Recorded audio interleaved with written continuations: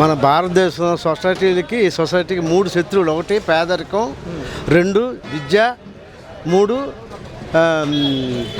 ఇంకోటి ఏంటంటే విద్య, పేదరికం,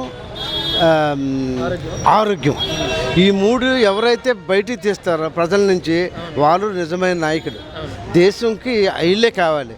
అది ఫోకస్ చేశారు జగన్ గారు సీఎంగా మెయిన్ కారణం దాన్ని ఫోకస్ చేయడం. నిజంగా పాలిటిక్సే ఓట్ల మీద ఫోకస్ చేస్తే ఆయన వేరేలాగా ఉండేది. సో మన దేశానికి కావాలి జగన్ ఆయన కాదు, ఎవరైనా కానీ నాయకులు కావాలి. అంటే ప్రజల సమస్యల్ని రూట్అవుట్ చేసేయాలన్నమాట. మనం ఎస్పెషల్లీ మన దేశం 140 కోట్లు ఉన్న దేశంలో గత స్వాతంత్రం పూర్వం నుంచి పట్టి పీడిస్తున్న ఈ శత్రువులు నువ్వు అన్నట్టుగా ప్రతి ఏ స్కీమ్ని వదలలేదు.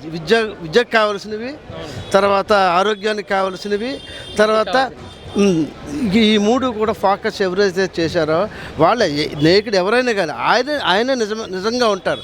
రాజశేఖర్ సమస్యల్ని పారదోరేలాగా జగన్ గారు కష్టపడ్డారంటారా? అంత రియాలిటీ చూపించారంటారా? వీడియోస్ ఉన్నాయి కదా. ఇప్పుడు స్కూల్స్ మీరు చిన్నప్పుడు స్కూల్స్ ఎలాగున్నాయి, ఇప్పుడు ఎలాగున్నాయి.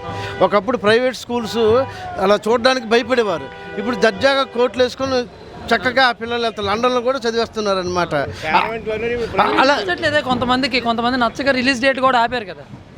దేవుడికి కూడా మధ్యలో సెంటర్లో పెడితే నచ్చలోళ్ళు కొంతమంది ఉంటారు, ముఖ్య వాళ్ళు కొంతమంది ఉంటారు. విమర్శలు ఇప్పుడు మీ మధ్య చూస్తున్నారు కదా, యేసు ప్రభుని చూపెడితే కొందరు ఎదురేస్తారు, కొందరు మొక్కుతారు. ముస్లిం అల్లాని కొందరు మొక్కుతారు. అంటే దేవుడికే జనాలు ఒక దగ్గర లేనప్పుడు మనిషికి ఎలాగుంటారు మనుషులు? సినిమా ద్వారా నేను అర్థం చేసుకుంటారా కాస్తేనా మరి అతన్ని? డెఫినెట్గా మీడియాని సినిమా కానీ డెఫినెట్గా it's a media of understanding the society కదా. అందులో చూస్తారు. అంత మాత్రం మీడియా వల్ల మిస్గైడ్ కాదు పీపుల్. ఎందుకంటే మీరు అన్నారు ఒక ఆయన హిట్ సినిమా ఎవరైతే చూస్తారు క్యాస్ట్ గురించి చూడరు.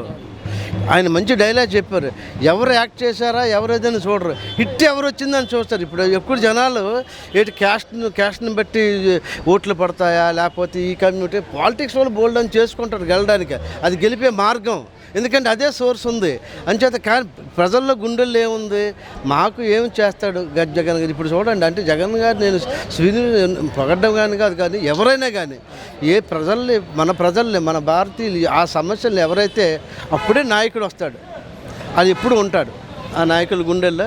ఇటువంటి సినిమాలు వస్తున్నాయి. భారతీయుడు చూశారు, భారతీయుడు దాని ఇది మన కమలాకన్ సినిమా, అది ఎంత అవేర్నెస్ వస్తుంది కదా. సో తెలుసుకుంటున్నారు కదా ప్రజలు. అందుకనే పిక్చర్ని ఒక నాలెడ్జ్ ఒక మీడియా మీ మీడియా అంతే కదా, జనాలు అవేర్నెస్ తేవడానికి కదా. అందుకనే థర్డ్ ప్లాట్ఫారం అని ఎందుకన్నారు, బిగ్గెస్ట్ ప్లాట్ఫారం. ప్రజల్లో చైతన్యపరచడంలోనే సినిమా సంగతి ఎంత ఉందో మీది నెంబర్ 1 పాత్ర కదా. మీడియా ఇది number 1. So I wish you really best.